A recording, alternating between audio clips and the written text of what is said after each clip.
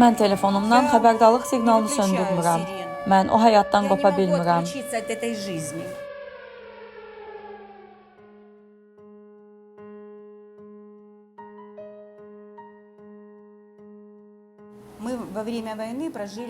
Biz müharibə vaxtında orada 8 ay yaşadıq.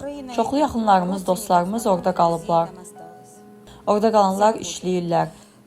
İndi iş itirmək vaxtı deyil.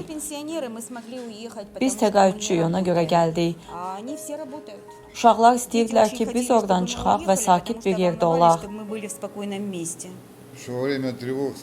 Orada tez-tez hava hücumu xəbərdarlığı verilir və mən də tez yeriyə bilmədiyim üçün ora gedib özümü çatdıra bilmirəm. Uşaqlar da buna görə narahat olurdular.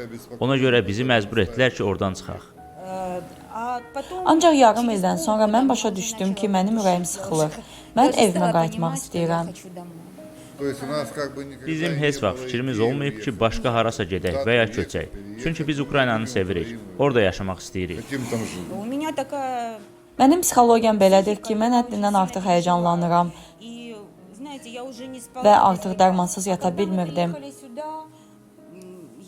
Ancaq bura gələndən sonra heç olmasa yatmağa başladım.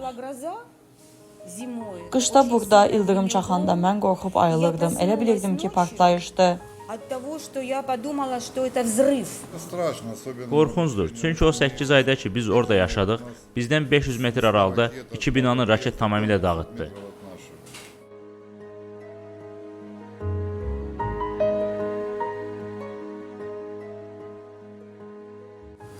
Almanlar qohum olmayan başqa bir xalqa hücum etmişdilər. Amma bunlar axı özümüzünkilərdir, Slavyanlardır.